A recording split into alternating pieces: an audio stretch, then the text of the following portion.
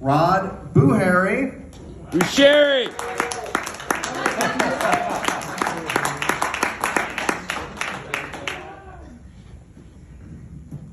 How's everybody doing tonight? All right, I see a couple of familiar faces in the crowd, people I work with. So everything I say is off the record. And if you need like an alias, just call me like Seymour Cox. So yeah. All right, so has anybody ever bought drugs before? Okay, so you know, like when you go to buy the drugs and everything, and then like you get home and you think you're gonna have some, like, I don't know, like Colombian gold, and you get like a cellophane filled with like powdered sugar. Yeah, that guy knows what I'm talking about. Well, this story is kind of about that. So I have a 5-year-old nephew. His name is Murdoch Illuminati. That's actually the dog's name, but that would be his name. So one time he comes up to me and he's like, Uncle Watt, I need some juice. And I'm like, easy, Turbo. I was like, settle down. I was like, is that how you ask for juice? He's like, okay. He's like, please. I'm like, okay, cool. So the only juice that we have in the house is it's Juicy Juice. Does anybody know about Juicy Juice? Yeah, and like Juicy Juice, we have to cut it because we're not trying to give the 5-year-old pre-diabetes, all right? Yeah, so I'm sitting there making the Juicy Juice, and I do like, I don't know, this much Juicy Juice, like this much water, and then he takes a sippy cup, and it's like you can hear him, you hear the air sucking in because he's just drinking it so fast, and he goes, slams the cup on the ground, and is like, Uncle Watt, this is ridiculous. I'm like, what's wrong? He's like, this isn't Juicy Juice. And at that moment in time, he realized that I cut it.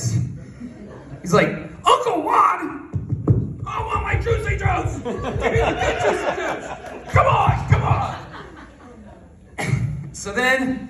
So I'm like, okay. I'm like, woo. Somebody needs to go to rehab. I mean, he's a 5-year-old, so. But so then I just make it, and I put like this much. I do like a bartender pour, you know, like when you're like, ooh. But the cap was still on it, and he couldn't see. He just assumed that I was filling it up all the way I went with Juicy Juice. I don't know. I put like a tablespoon more Juicy Juice in there, and he's like,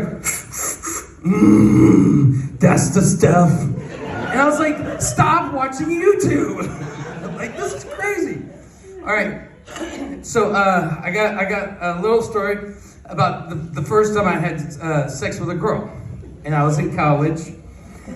I was 20, all right, and the only experience I had with sex is like watching pornos. And you know, in a porno, like you're watching, it's kind of like a flow chart, right?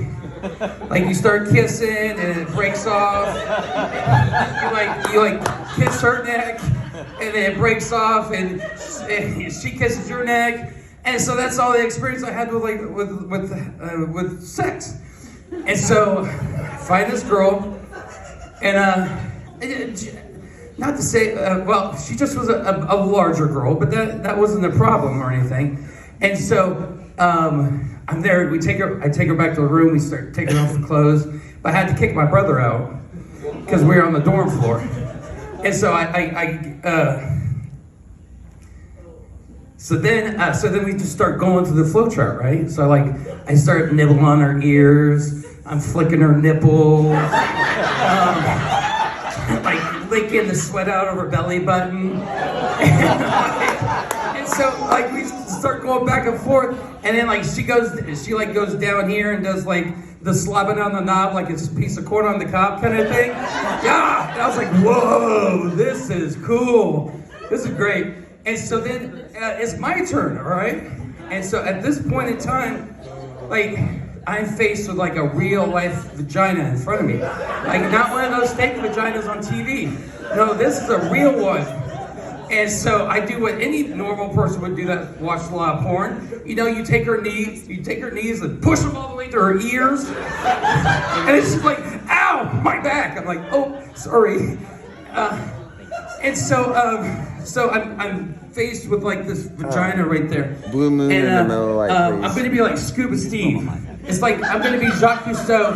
It's the Great Barrier Reef. I'm gonna go down there. I'm gonna be flicking and clitting and everything, and give her the best pleasure in the world. So I take that huge deep breath of air and I get really close, and then it's like, uh-oh. Emergency thing goes off in my head. And have you ever smelled like Ebola or like the Black Plague? I don't know. So I instantly gag, and I kind of throw up, and I have to keep it in my mouth because nobody wants to have their vagina thrown up on. And so I did the most reasonable thing that anybody could do. I just swallowed it down, and I was like, "Hey, baby, let's go." And this, after about 45 minutes of pleasure and everything else like that, I come out of the dorm room, and everybody's giving me a high fives, but my brother's standing in the corner going like this. I'm like, "Hey, bro, what's wrong?" He's like, "What happened in there?" I was like, "Oh, nothing. I just got done digging down a bitch for 45 minutes. He's like, "Rod, you were only in there for 3 minutes and 45 seconds. And I was like, "Oh my God, her vagina smelled like garbage. I almost threw up in it." He's like, you didn't check her oil or sniff the panties?" And I was like, "They don't do that on the pornos." All right. Thank you, everybody. My name's Rod. Yeah!